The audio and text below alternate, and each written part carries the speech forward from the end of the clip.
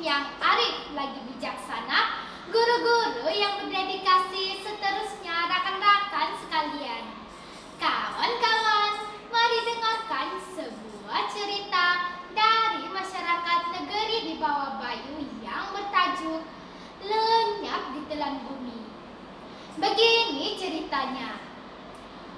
Pantau merupakan sebuah tempat yang sungguh indah. Bukit menghijau, air sungai yang jernih, dan sawah padi yang terbentang luas saujana mata memandang. Penduduknya hidup aman dan damai. Sebahagian besar penduduknya bekerja sebagai pesawat. Kawan-kawan, selepas mengenai padi, penduduk kampung akan mengadakan pesta selama 40 hari sebagai tanda kesyukuran kepada semangat padi yang telah memberi rezeki kepada mereka. Penduduk kampung akan membawa pelbagai makanan ke tapak pesta. Sebelum pesta itu bermula, mereka akan berganding bahu mendirikan sebuah rumah bambu yang sangat besar. Mereka akan berkumpul di rumah itu untuk mengadakan pesta yang gilang gemilang.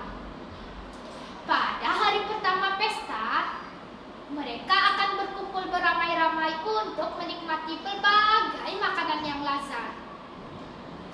Mereka bersukaria sambil menyanyi dan menari tarian Sumazau. Kawan-kawan, Budi dan Maragam turut hadir dalam pesta itu. Mereka memakai pakaian tradisional seperti penduduk kampung yang lain. Semua penduduk bersukaria. Mereka minum kinomol sehingga mabuk.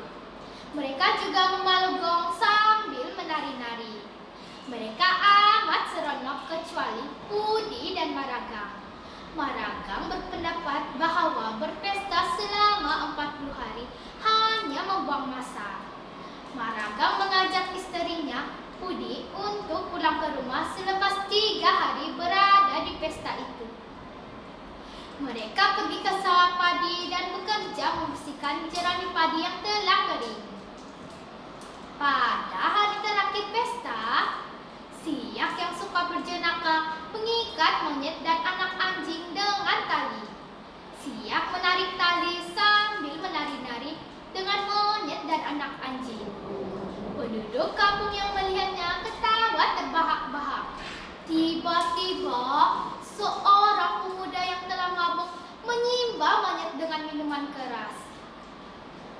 Monyet pun menjilat minuman keras yang membasahi bulunya.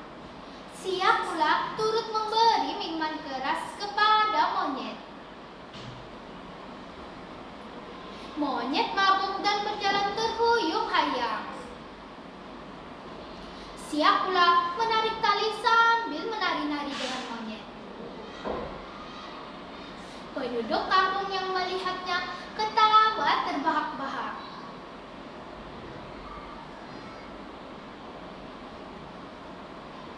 Kawan-kawan, sebenarnya nenek moyang penduduk Pantau percaya bahwa binatang merupakan jelmaan semangat dewa. Oleh itu, mereka tidak wajar menganiaya binatang. Tetapi pada hari itu, mereka telah melupakan kepercayaan nenek moyang mereka. Mereka terus leka melihat binatang-binatang yang telah mabuk itu menari-nari bersama-sama Siak. Kawan-kawan, mereka tidak menyadari alam sekitar mula berubah. Langit bertukar menjadi gelap. Angin bertiup kencang. Guru dan kilat sabung menyabung. Pada ketika itu, Budi dan Maragam yang berada di sawah padi merasakan ada sesuatu yang tidak kena. Mereka bergegas menuju ke rumah bambu. Dalam perjalanan, mereka melalui sebuah tasik. Tasik itu kelihatan berasap dan menggelegak. Tiba-tiba, mereka melihat sebuah lembaga putih yang besar muncul dari tengah-tengah tasik. Rupa makhluk itu amat ganjil. Makhluk itu ada 5 biji mata di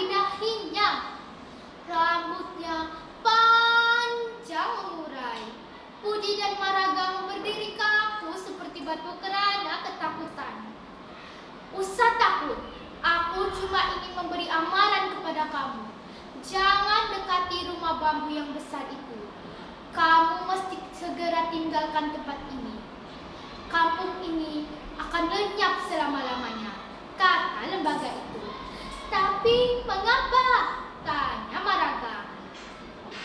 Para dewa akan menghukum manusia yang menganiaya binatang, kata lembaga itu, lalu gaib dari pandangan Pudi dan Maraga. Tidak lama kemudian, hujan mulai turun dengan lebatnya. Angin kencang menumbangkan pokok-pokok. Kedengaran juga bunyi kuat seperti halilintar. Tanpa berlengah, Pudi dan Maraga berlari sekuat tenaga menuju ke kawasan bukit jauh dari kampung pantau. Kawan-kawan, hujan lebat turun tanpa henti selama 3 hari. Akhirnya, sebuah tasik yang besar terbentuk di kawasan itu menenggelamkan kampung pantau selama-lamanya.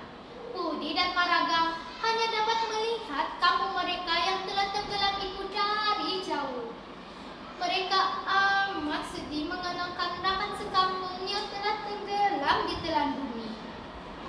Kawan-kawan, elakkan perbuatan menganiaya binatang.